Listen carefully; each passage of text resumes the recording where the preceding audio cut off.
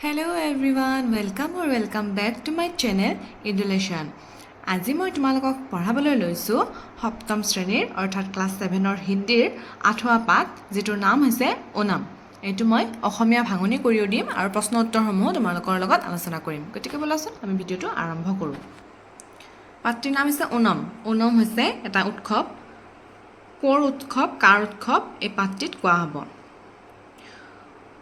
ओणम एक त्यौहार है जिसे केरल राज्य का जातीय त्यौहार माना जाता है। যেনেকৈ আমাৰ অসমৰ জাতীয় উৎসৱ কি বিহু, সেই ঠিক তেনেদৰে केरल राज्यৰো জাতীয় উৎসৱ হৈছে ओणम। यहाँ इस त्यौहार की परंपरा और विश्वासों के बारे में बताया गया है। भारत त्योहारों का देश है। यहाँ अधिकांश ऋतुओं में विभिन्न धार्मिक और सामाजिक पर्व मनाए जाते हैं। মানে কি কৈছে ভাৰত হৈছে উৎসৱৰ এখন দেশ। ইয়াত অধিকাংশ ঋতুতে, ঋতু মানে যেনেকৈ আছে বসন্ত ঋতু, শীত ঋতু, গ্ৰীষ্ম ঋতু, এনেকুৱা ঋতুবোৰত ধাৰ্মিক আৰু মানে ধৰ্মৰ লগত জড়িত আৰু সামাজিক মানে সমাজৰ কিছুমান উৎসৱ পালন কৰা হয়। देश के प्रत्येक राज्य के कुछ अपने प्रमुख पर्व होते हैं। মানে দেশৰ প্ৰত্যেকখন ৰাজ্যৰে কিছুমান নিজা নিজা মানে উৎসৱ থাকে, কিছুমান মানুহৰ জনজাতিৰ বেলেগ বেলেগ উৎসৱ থাকে। ओणम एक ऐसा ही पर्व है जो केरल राज्य में परंपरागत उल्लास, उत्साह और उमंग के साथ मनाया जाता है। গতিকে ওণম হৈছে এনেকৈ এটা কেৰল ৰাজ্যখনত পৰম্পৰাগত মানে বহু আগৰ পৰাই চলি অহা আনন্দ উল্লাসেৰে মানে পালন কৰি অহা এটা উৎসৱ। यह श्रावण मास का पर्व है तथा केरल के नववर्ष का शुभारंभ भी इसी पर्व से होता है। মানে কি কৈছে শাওণ মাহত এই উৎসৱটো কেৰল ৰাজ্যত পালন কৰা হয় আৰু লগতে সিদিনাখন নৱবৰ্ষৰো আৰম্ভণি হয় তেওঁলোকৰ। साधारणतः प्रत्येक धार्मिक पर्व के पीछे कोई ना कोई पौराणिक कथा होती है। মানে সাধাৰণভাৱে প্ৰত্যেক ধৰ্মৰে কিছুমান উৎসৱৰ লগত পৌৰাণিক মানে পুৰণি কিছুমান কথা জড়িত হৈ থাকে। ऐसे ही ओणम भी महाबली की कथा के प्रसंग से जुड़ा है। মানে ঠিক তেনেদৰে ওণমো মহাবলীৰ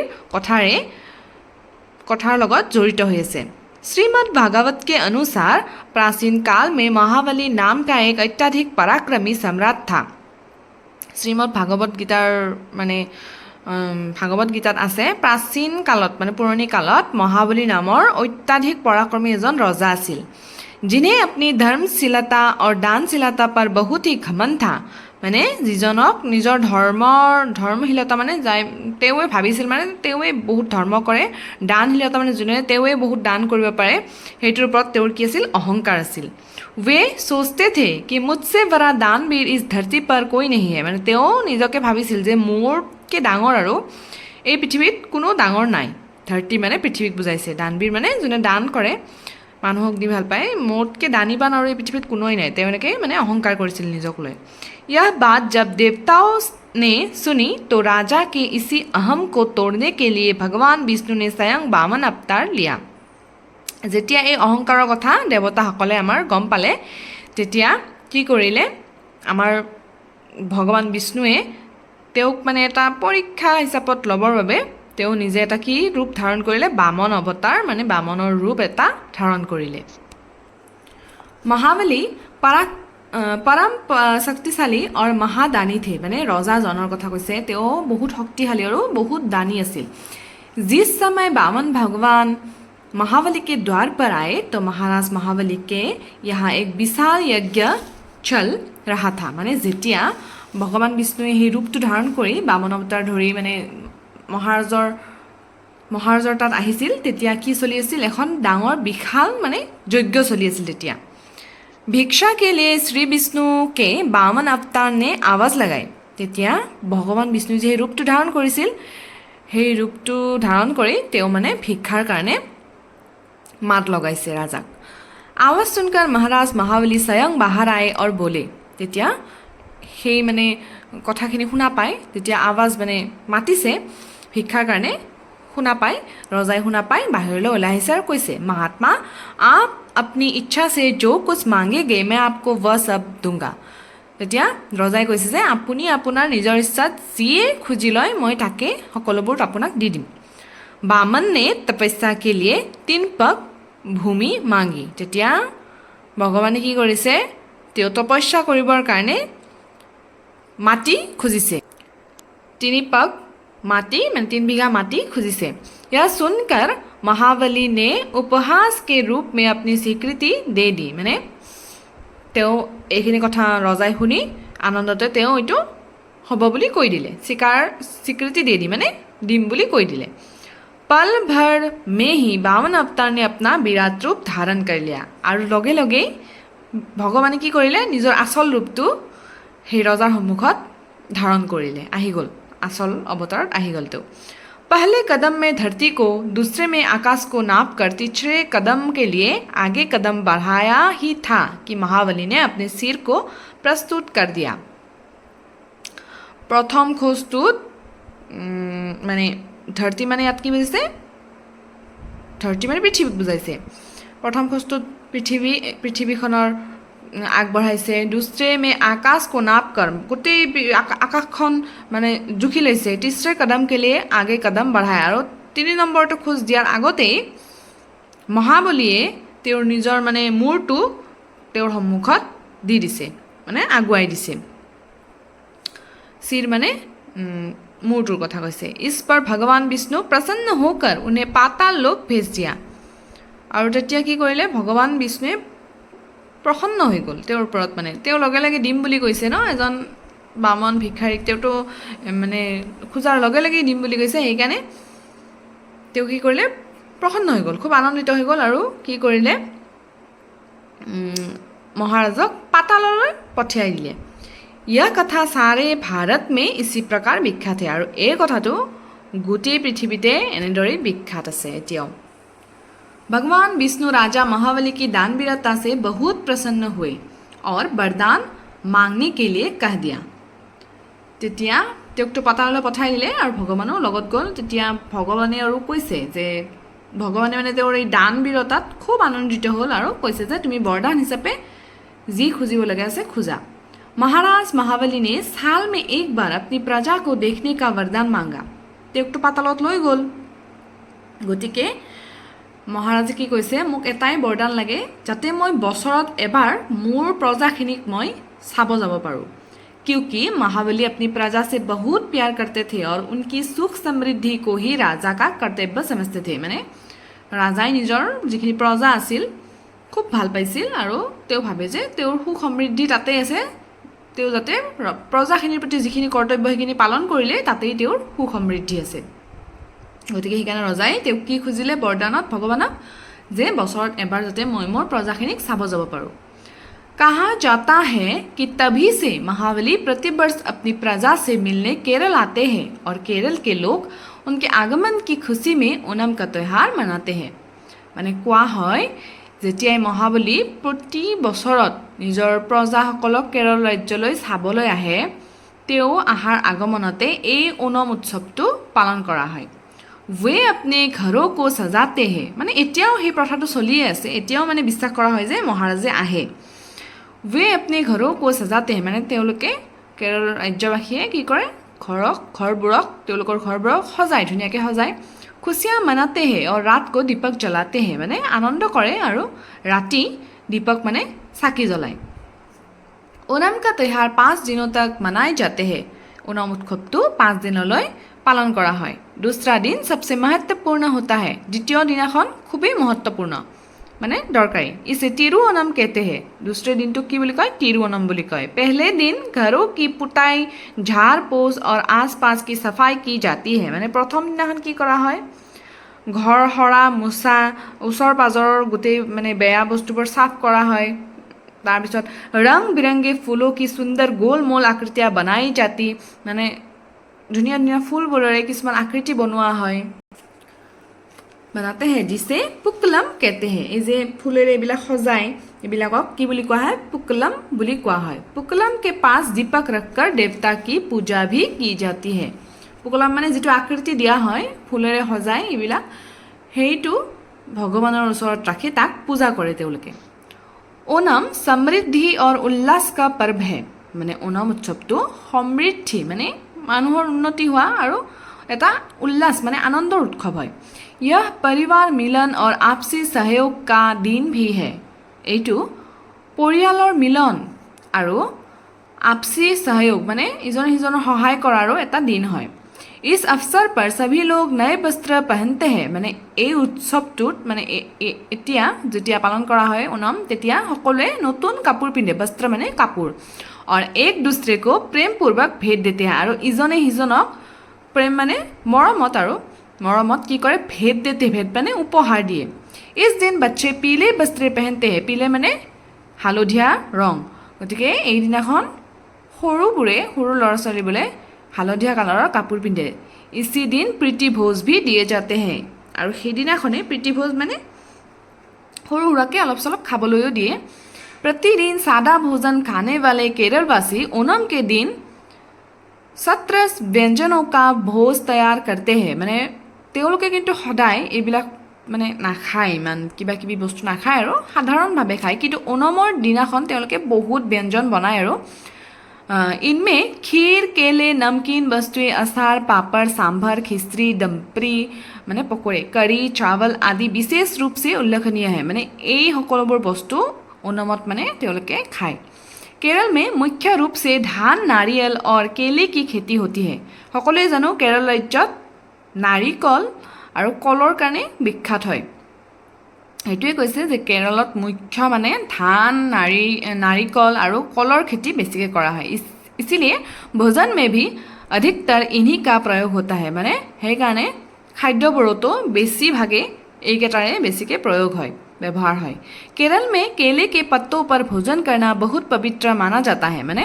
केरल राज्यत কলগছৰ পাতত হেতুতো আমিও খাওঁ কলগছৰ পাতত মানে খাদ্য খোৱাটো খুবেই পবিত্ৰ বুলি মনা হয় তাতে वास्तव में ओणम स्नेह और सम्मान का पर्व है वास्तवत ओणम হৈছে এটা মৰমৰ আৰু সন্মানৰ উৎসৱ केरल के निवासी तुक्काकरा नामक गाँव के मंदिर के देवता को ओणम का देवता मानते हैं केरলৰ বাসিন্দাসকলে তুক্কাকাৰা নামৰ এটা গাঁৱত মন্দিৰত যেটো মন্দিৰ আছে তাৰে দেৱতাক মানে ओणমৰ দেৱতা হিচাপে মানে ओणम के अवसर पर विभिन्न प्रकार के खेलों और सांस्कृतिक कार्यक्रमों का आयोजन भी किया जाता है এই ओणम উৎসৱটোত কি কৰা হয় বিভিন্ন প্ৰকাৰৰ খেল আৰু সাংস্কৃতিক কাৰ্যক্ৰম মানে আয়োজন কৰা হয় এইবিলাকো মানে অনুষ্ঠিত কৰা হয় इनमें भाग लेकर लोग अपना मनोरंजन करते हैं আৰু এই খেল ধেমালিবোৰত তাৰ মানুহবোৰে যোগদান কৰি খুব আনন্দ উপভোগ কৰে नदियों और समुद्रों के पास रहने वाले लोग नौका दौड़ भी आयोजित करते हैं माने যোনে নদীৰ কাষৰীয়া ঠাইত থাকে আৰু সমুদ্ৰ মানে সাগৰৰ ওচৰত থাকে তেওঁলোকে কি কৰে नौका दौड़ नौका माने नाव प्रतियोगिताओं पाते नौका दौड़ का दृश्य देखने के लिए देश के कोने कोने से लोग केरल पहुँचते हैं माने এই নাওৰ খেলাটো চাবলৈ দেশৰ বিভিন্ন চুককোণৰ পৰা केरल राज्यत মানুহে যায় ओणम के अवसर पर एक सबसे बड़ी नौका दौड़ प्रतियोगिता होती है माने এই ओणम उत्सवটোতে তাতে খুব ডাঙৰ এটা नावर प्रतियोगिता है এখন जिसमें विजय होने वाले को नेहरू ट्रॉफी दी जाती है যোনে এই খেলখনত মানে বিজয় হয় জিকে তেওঁক नेहरू ट्रॉफी दिया है नेहरू नाমৰ ट्रॉफीটো दिया है इस अवसर पर केरल की राजधानी तिरुवनंतपुरम की सुंदरता तो देखते ही बनती है तथा पर्यटकों की भी भीड़ लग जाती है माने এই केरलत যেটো राजधानी केरলৰ राजधानी तिरुवनंतपुरम তাতে মানে যেটো ধুনিয়া দেখা হয় সেই ধুনিয়াটো চাবলৈ মানে ধুনিয়াকৈ সজায় আৰু পৰ্যটক মানে বিভিন্ন দেশৰ পৰা মানুহে মানে চাবলৈ একদম ভিৰ লগাই দিয়ে বহুত মানুহ আহে ইমান ধুনিয়াকৈ মানে সজায় नगर का सारा माहौल बसंत ऋतु जैसा आनंद भरा होता है মানে সেই নগৰখনৰ গোটেই পৰিৱেশটোৱে বসন্ত ঋতুৰ আনন্দৰে ভৰি যায় একদম বসন্ত ঋতুৰ নিচিনা মানে আনন্দ কৰে আৰু यह त्योहार हमें एकता और भाईचारे का संदेश देता है মানে এই উৎসৱটোৱে আমাক একতা মানে সকলোৱে মিলিজুলি থকা আৰু ভাইচাৰে মানে ভাই ভনীৰ দৰে সকলোৱে থকাটোৱে আমাক মানে বাতৰি দিয়ে বা সন্দেশ দিয়ে এইখিনি আছিল অসমীয়া ভাঙনি ইয়াত কিছুমান শব্দৰ অৰ্থ দিয়া আছে বুজি নাপালে চাই ল'ব পাৰিবা বলাচোন আমি এতিয়া প্ৰশ্ন উত্তৰসমূহ চাই লওঁ प्रथम क्वेश्चन तो ऐसे ओणम किस प्रदेश का त्योहार है प्रथम दफाटुते ऐसे तुम्हारे लिखिब লাগিব ओणम केरल राज्य का त्योहार है केरल राज्य इटु हबो आंसर तार पिছত দিয়া আছে महाबली कौन थे प्रथम दफाटुते ऐसे लिखिब লাগিব महाबली एक अत्यधिक पराक्रमी सम्राट था जिन्हें अपनी धर्मशीलता और दानशीलता पर बहुत ही घमंड था इटु हबो आंसर तार पिছত কি আছে महाबली 3 নম্বৰটো আছে महाबली क्या सोचते थे एटो तार नेक्स्ट किनी हबो लिखिब লাগিব महाबली सोचते थे कि मुझसे बड़ा दानवीर इस धरती पर कोई नहीं है एटो हबो आंसर यात महाबली लिखि दिले हबो महाबली सोचते थे कि मुझसे बड़ा दानवीर इस धरती पर कोई नहीं है 4 नंबर दिया से विष्णु भगवान ने फिर क्या किया आंसर तो एखिनी हबो भगवान विष्णु ने स्वयं वामन अवतार लिया इटु आंसर हबो 4 नंबर भगवान विष्णु ने स्वयं वामन अवतार लिया इटु आंसर 5 नंबर से वामन अवतार ने महाबली से क्या मांगा लिखिब লাগিব वामन ने तपस्या के लिए 3 पग भूमि मांगी इटु हबो 5 नंबर आंसर 6 नंबर की जैसे महाबली ने वरदान रूप में वामन देवता से क्या मांगा आंसर हबो एखिनी महाराज महाबली ने साल में एक बार अपनी प्रजा को देखने का वरदान मांगा यार पर हबो 6 नंबर आंसर महाराज महाबली ने साल में एक बार अपनी प्रजा को देखने का वरदान मांगा तार पिছত 7 नंबर ओणम का त्योहार क्यों मनाया जाता है आंसर लिखिब লাগিব कहा जाता है कि महाबली प्रतिवर्ष अपनी प्रजा से मिलने केरल आते हैं और केरल के लोग उनके आगमन की खुशी में ओणम का त्योहार मनाते हैं यार पर लिखिब লাগিব 7 नंबर आंसर 8 नंबर दिया से केरल के निवासी किसे ओणम का देवता मानते हैं आंसर लिखिब লাগিব केरल के निवासी तुक्काकारा नामक गांव के मंदिर के देवता को ओणम का देवता मानते हैं एटु हबो आंसर 8 नंबर तार पिছত 9 नंबर আছে ओणम का त्योहार कितने दिनों तक मनाए जाते हैं यात আছে आंसर तो ओणम का त्योहार 5 दिनों तक मनाए जाते हैं 5 दिन हबो 10 नंबर सबा ओणम त्योहार के किस दिन को तिरुओणम कहते हैं आंसर तो हबो दूसरे दिन दिनक की বুলি কোৱা হয় तिरुओणम आंसर लिखिब লাগিব दूसरे दिन को तिरुओणम कहते हैं तार पिছত 11 नंबर दिया से ओणम के दिन खाने की क्या क्या खास वस्तुएं बनाई जाती हैं आंसर एकेटा लिखि दिले हबो खीर केले नमकीन वस्तुएं अचार पापड़ सांभर खिचड़ी डम्परी करी चावल आदि विशेष रूप से बनाए जाते हैं माने प्रश्न जिखिनि আছে সেইখিনি বাকিখিনি লগাই দিলে হল विशेष रूप से बनाए जाते हैं 12 नंबर सबसे अधिक आकर्षण से भरा कौन सा खेल केरल में होता है आंसर लिखिब লাগিব नौका दौर खेल खेलটো নেলিখিলেই হ'ব आंसर অকল नौका दौर বুলি লিখি দিলেই হ'ব तार पिছত दिया আছে ओणम का त्योहार हमें कौन सा संदेशा देता है आंसर लिखिब লাগিব ओणम का त्योहार हमें एकता और भाईचारे का संदेश देता है एटु হ'ব लास्टৰ आंसर 6 नम्बरत केटामान लिंग परिवर्तन दिया আছে एकेटा हबो मामाটো हबो मामा मामी सिंह सिंहिनी गुद्दा गुड्डी बालक बालिका बूढ़ा बूढ़ी गाय बेल रानी राजा शेरनी शेर हबो एटु शेरनी शेर पुजारीन पुजारी पहाड़ पहाड़ी तार पिছত 8 नम्बर दिया আছে पर्यायवाची शब्द लिखो आनंद हबो उल्लास प्रकाश आलोक पवित्र परिष्कार ईसा साह गंगा भागीरथी मोर मयूर दया कृपा सरस्वती बिना पानी तालाब जलाशय पुरस्कार इनाम ইয়াত লং কোৱেশ্চনো কিছুমান দিয়া আছে যদি তোমালোকক দৰকাৰ হয় মোক কমেন্টত জনাবা মই তোমালোকৰ লগত শেয়াৰ কৰিম আজি মই এইখিনি তোমালোকৰ লগত শেয়াৰ কৰিছো আশা কৰিছো ভিডিওটোৰ পৰা তোমালোকে লাভান্বিত হ'বা আজি ভিডিওটো ইয়াতে সমাপ্ত কৰিছো